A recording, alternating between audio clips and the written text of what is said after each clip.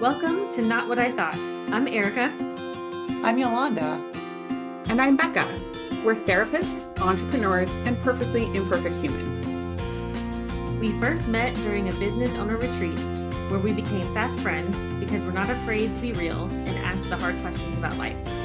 What we thought it would be like, how messy it actually is, and the courage it takes to create the life we want. We continue to build our friendship and personal growth through our own retreats. We find the deepest connection in sharing our struggles and finding what we have in common rather than what divides us. We're breaking down hard topics on our podcast and together have conversations about what it takes to find real talk, real support, and real rest for professional women. We're glad you're here. Join us on your favorite podcast platform. Oh, right. So we just finished talking about some family of origin work and topics that we've done. So it felt like a good time to share this story for Not What I Thought. Moving into a serious topic that having a dying and sick parent is definitely not what I thought it would be.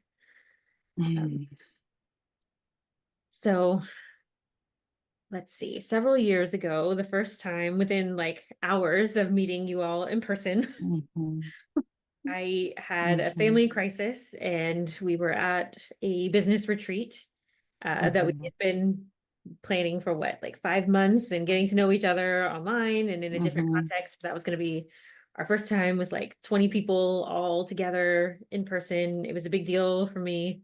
It was a big deal for me to commit to that and sign up for it. And that day, my dad got really sick and ended up with a brain bleed, and everything was playing out in real time with me states away, and unable to be in a situation that I probably would have rushed and dropped everything to be there. And so it was very complex emotionally, right? Of, okay, I don't know what to do. Basically, is what it came down to. And I had that conversation with a few of you that I don't know if I should stay here. Should I hop on a plane? You know, what am I going to do next? What's the next right thing for me as some of these family of origin patterns and expectations were playing out live and in real time as we're sitting there, also trying to, discuss where we're going for dinner and, having fun playtime activities. This, I can laugh about it because there is some irony, I think, in the whole situation, but it was really hard. It was really hard. And I think that kind of set up how this has all played out over the last 5 or so years in having a sick parent and having a complex relationship with that parent and doing things differently than I probably would have before that. Can I ask you a question, Erika, before we continue? Of course. How are you doing right now, sharing that story? It's a little weird to think about this kind of past version of myself. I feel like a different person. Mm, Yeah. mm. Yeah, I remember this very, very vividly. Yeah.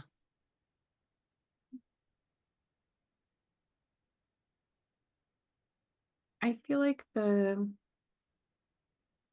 cultural script is what you kind of started to speak to, Erika, that you would drop everything and go be there for the parent. Um, and I mean, it's almost like a trope in movies and TV shows that there's some kind of deathbed reconciliation that happens, or you finally get to say the things, or the parent is finally going to be apologizing for all of the hurts and the pains and whatever. Like, this is, I'm just trying to put together, like, where does that expectation even come from? It's like, oh no, I have seen that multiple times, movies and TV shows and stuff. And so I wonder, I mean, it didn't play out like that for you. So what has it been like to be in this place with a parent who is sick and dying and having a complicated relationship with that parent? It's been super hard, um, truly. And I think over time, I've grown a lot out of this experience. I think from wrestling with some of these just impossible, I guess, positions that I guess I feel like Mm, we've all kind of been swimming in. mm, Um, I think with mainly people's expectations of what your grief should look like, right? What you mm, should do for sure, how you should show up, but also what that should be. Like you should just be sad. And I know for all of us, we've had grief experiences, and I'm sure all of our listeners, like that is not always the path of grief. Just mhm, you just sit in sadness, right? It's a lot of things. It can be anger, it can be regrets, it can be mhm, sadness, it can be fear. It's so many pieces. So there's that one, like grief doesn't always look like sadness, and sometimes it looks like relief, and I think that that's hard as well to share. mhm. And I would be uh ignorant if I didn't say that people were judging me for that, and perhaps even some listeners will judge some of the things we'll talk about today in this episode, which is totally fine. I can accept that. Um, but I think having that complicated relationship, it mm, it just doesn't look like what I think people want it to look like, which is kind of pretty and tied up in a bow. Mhm. Well, even, oh gosh, even you saying that you can anticipate some people having judgment around you describing some relief in your grieving process. Well, let me put it this way. The fact that you express some relief in your grieving process is so true and brave. And I wonder if people who might have some judgment towards that have been fortunate enough or whatever. I don't know if fortunate is the right word. We are talking about grief, which, by the way, another thing that we don't talk about as a society is grief, right? But those people who might have some judgment around your experiencing relief haven't had situations that would make that make sense, or um, maybe aren't in tune with what relief there might be in their own grief experience. Sure, and I Because guess I can referencing. definitely say, yeah, go ahead, sorry. Oh no, I was going to say, referencing back to our family of origin episode, right? I think that that would be something in many families that we just don't talk about.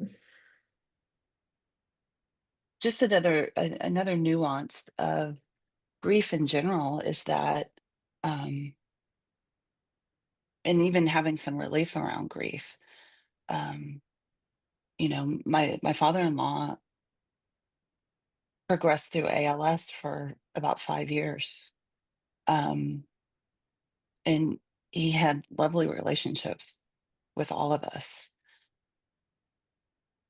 And you better believe that there was some relief on all of our parts, in our grief that he no longer was suffering.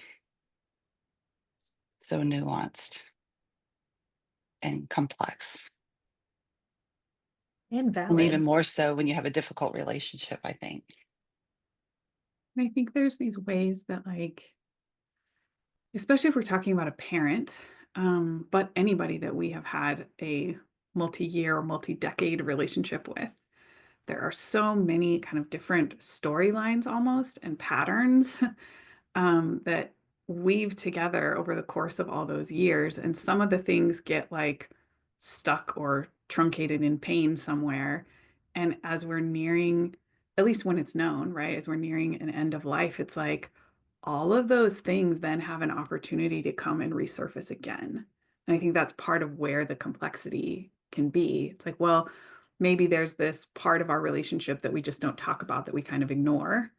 And now that there is a parent who is here and dying, it's like maybe there's a sense of I have a last chance to say this or to correct it, or, oh, I can't manage that anxiety by just not seeing them very much because all of this other, it's like all of the patterns, all of the family dynamics are going to come and resurface, and often with more intensity because we have the grief and the fear and the like scarcity of time placed on top of that situation, which is part of why it's so hard. It's draining so much energy. And not that that's bad, it just is. Yeah, just is. I think you're exactly right. And I think everybody settles into the roles they've always played. And we're just going to keep doing that over and over and over again.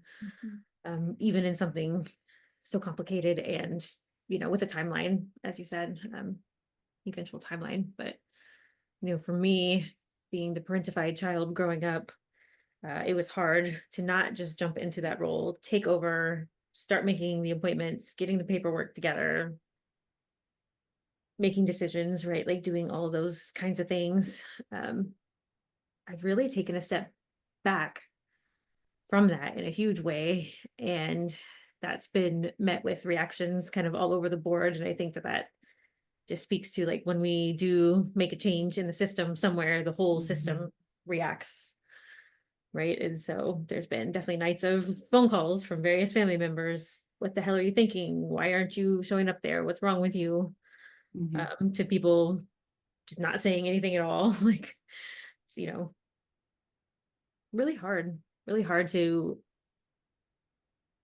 take that step back, I think, and remove yourself from the role that you've always played. Okay, on this idea of like coming back into those old roles, I think there are some times where um, maybe we absolutely want to do that, and that's okay. It's like I have always been, this isn't my situation, I'm just putting out as an example. Like maybe I've always been the emotional support for this person, and there's sometimes where that has felt like a burden, and maybe now as they're dying, like it feels like an honor to step back into that role and love them in this way. Um, I just want to put that out there that like that's also okay if this is something that the person wants to do. I want Sure. to step in and show up in this way. I want to love them. I want to fill in the gaps, whatever. Like, yes, please do that. Um, and there are other times where maybe it feels really empowering and important for us to shift the role.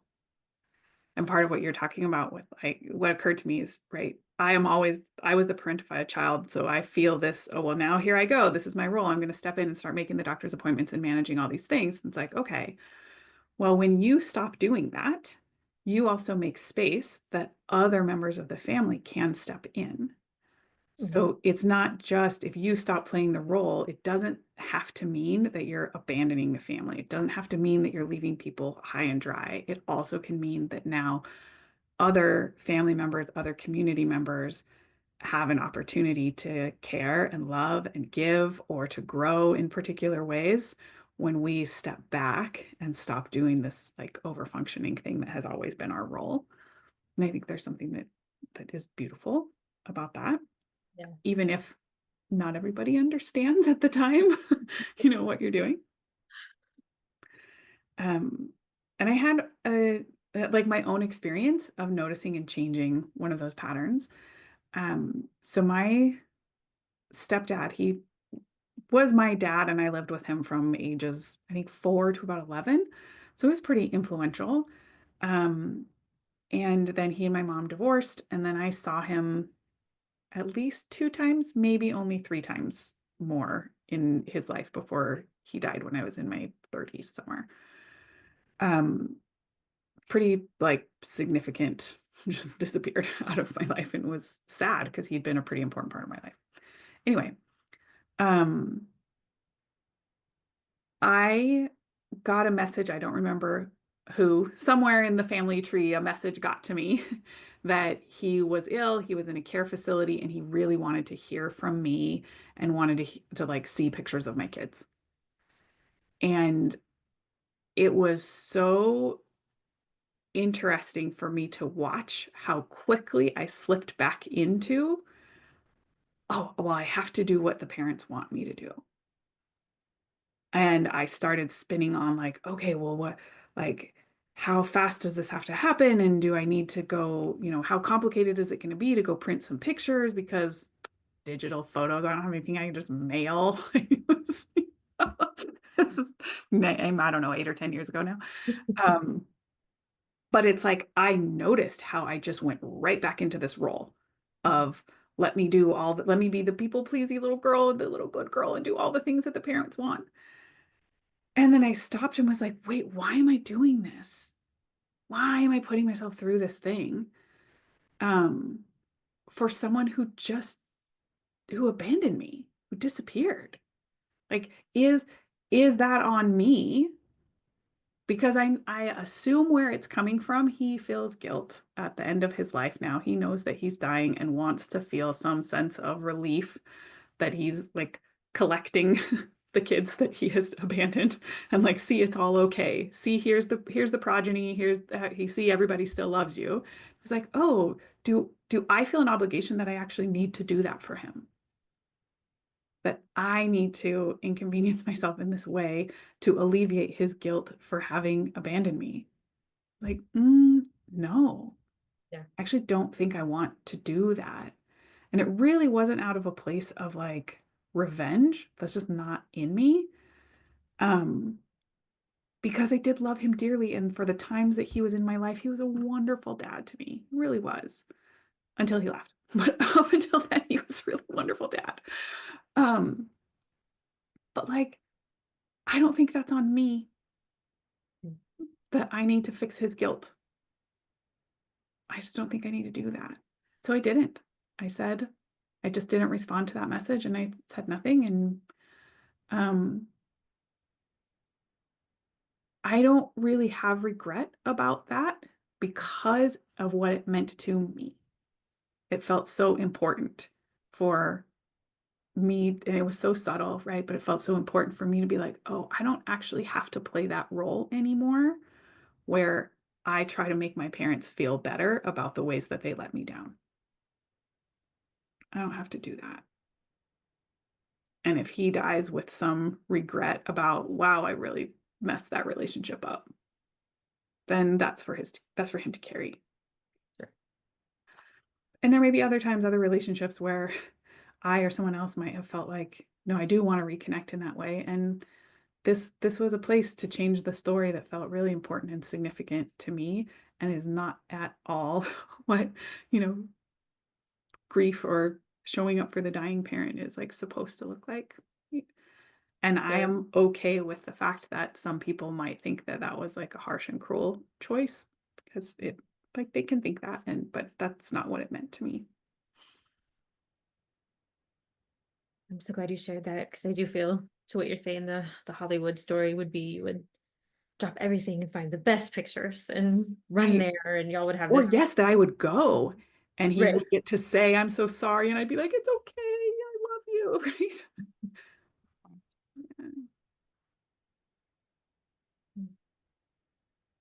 But I needed not to be the kid who helped her parents not feel guilty. I needed to not have that role anymore. Can I ask you a question, Erica? Yeah. Knowing that your dad is still living, are there any things that you are kind of still wondering about or anticipating, or even that you've made decisions about as like continue on this journey with him? Mm.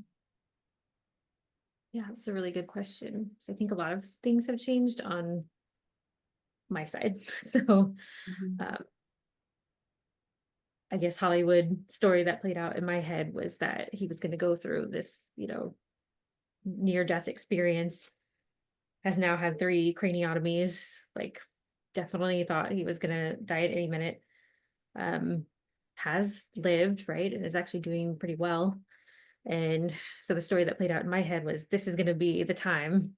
This is going to be the thing that has changed his decision about how to show up in this relationship and actually engage and actually start asking me questions about myself and wanting to do things that I want to do, not only things that he wants to do.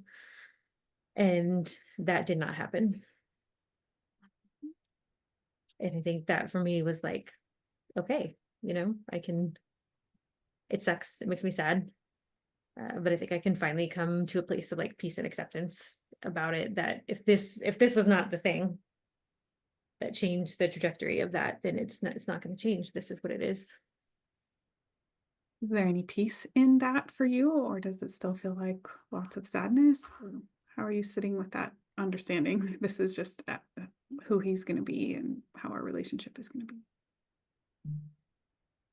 Yeah, I mean, for me, there's peace in it. I think I'm sort of a knowledge is power type of person. So if I have realistic expectations, I can deal with things a lot better. Mm. I mean, it's still sadness, of course, because I think everybody wants their parent to love them and show up for them. Of course. Um, so, of course, there's going to be that, but it's allowed me to, I think, separate from some of those roles and in a strange way re-engage in the same behaviors, but feeling that I'm playing a different role. So instead of being attached to like all these emotions and things having so much charge as I'm doing those same behaviors, like going to appointments or uh, maybe not going to work and going to the hospital instead on a day, right, when there's something going on. Um, Now I feel like I can do that from a different head place of like, okay, this is just a human who's suffering. It's not really a familial relationship in the same type of way. This is just another person on the planet who's going through something really hard, and that I can show up for. And I think it's really beautiful the way you describe that shift, because there's something there to like, maybe I'm doing these same behaviors, but I'm doing that because it's in alignment with my values and who I am, because I want to show up for people that way. Or maybe like this is the way I want to show up for my dad, or this is the way I want to show up for my mom to be a support to her, whatever. But it's not anymore about um, I'm showing up as a little girl self, hoping that maybe this will be the thing that gets him to love me. Like, oh, that part, I can do this now from a place that feels more aligned for who I am now, and not out of this like desperation to change the story or to change the dynamic or make him change to be someone different than who he is. You said it better than I could say it. Um, Can I ask a question going back to that retreat that you were talking about at the beginning? Yeah. Do you have a sense of in that moment what helped you to make that decision to not step automatically back into that familiar, frientified role? Yeah, it was actually a friend of mine who I was texting the Mm, whole time. I was actually supposed to go visit her leaving the retreat. I was supposed to leave the retreat to go visit her in Portland and then mm, come home after that. And um, she's just a person who gets me. I didn't even really have to explain all the pieces and all the mhm, details of it. Like she knew that this retreat was such a big deal for me. And so mhm, pretty minimal explaining, hey, this is what's happening. My aunt is mhm, calling me. She says I need to get a plane out of here right now, mhm, this second. I can't even get a plane till tomorrow. All the mhm, pieces. And she was really the person was like, I think, I think maybe you just need to sit with this for a second. mhm, mhm, And of course, then having all the support of everybody there.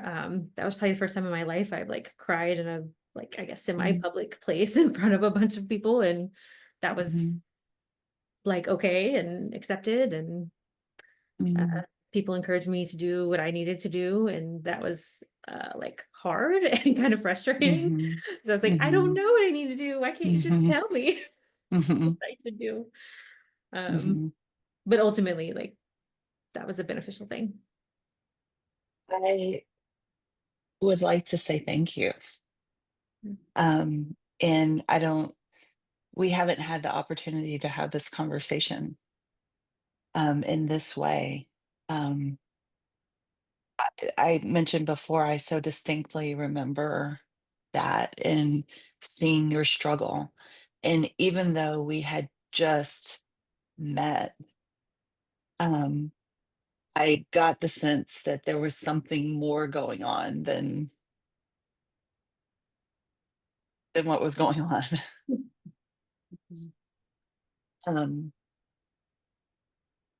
and seeing your and I was thinking to myself, I remember thinking to myself, oh my God, if I were in the same situation, Mhm. like I know that I would have that same like back and forth struggle.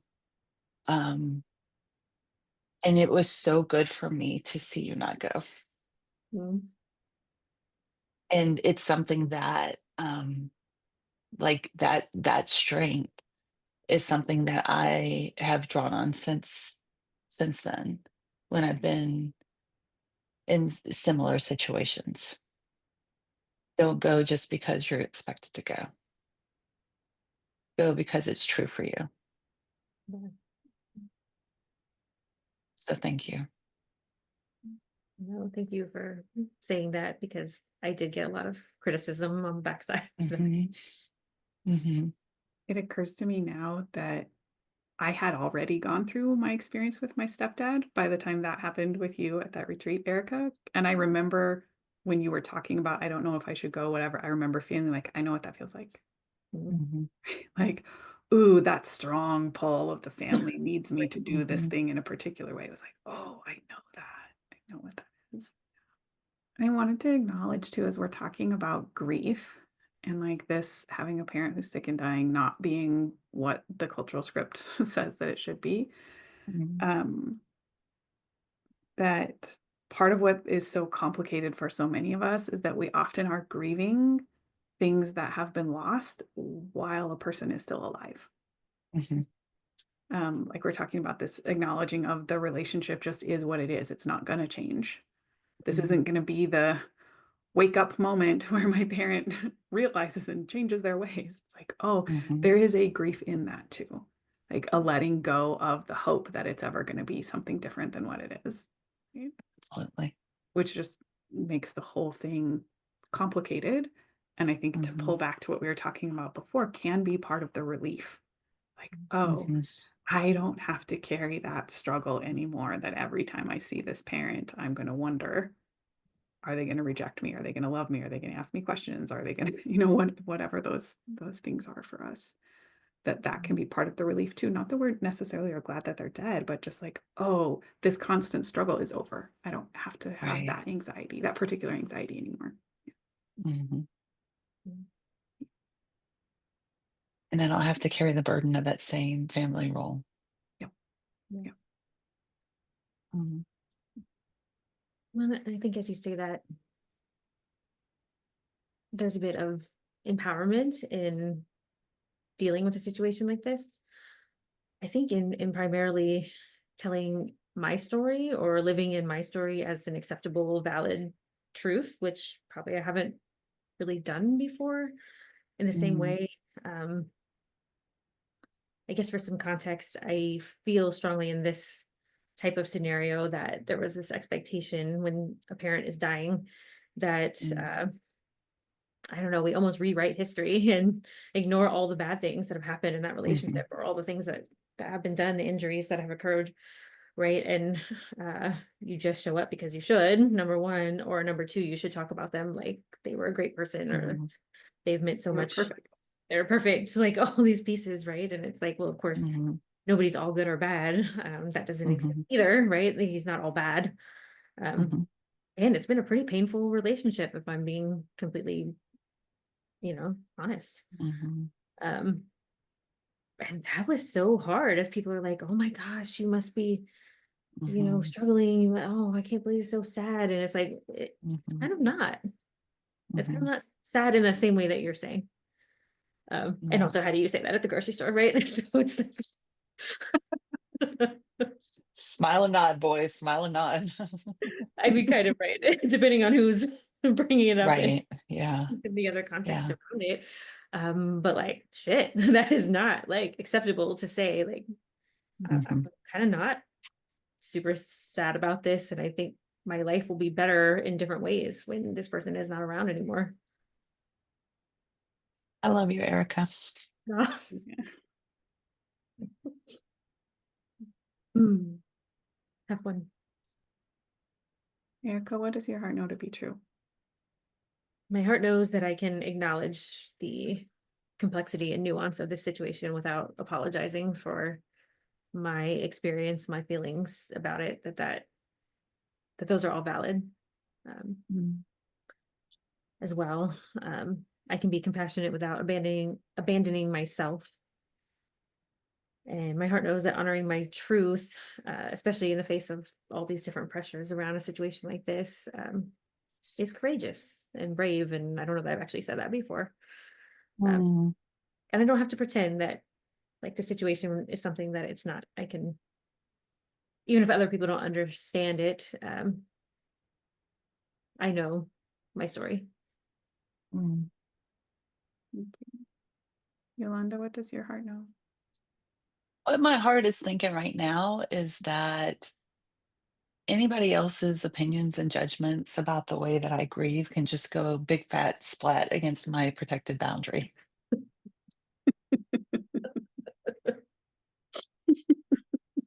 Becca, what does your heart know? My heart knows that our lives rarely play out like the movies, Mm. and that's okay. It's good and beautiful and oftentimes so much better. We're so happy you've been listening to the podcast, and we want to make sure you love it. If there's a topic you want us to address, you have a question about one of our episodes, or you want to share your own Not What I Thought experience, we want to hear from you. Record a voice memo or email us at hello@notwhatithought.com. Really, take out your phone now, record, send us a message.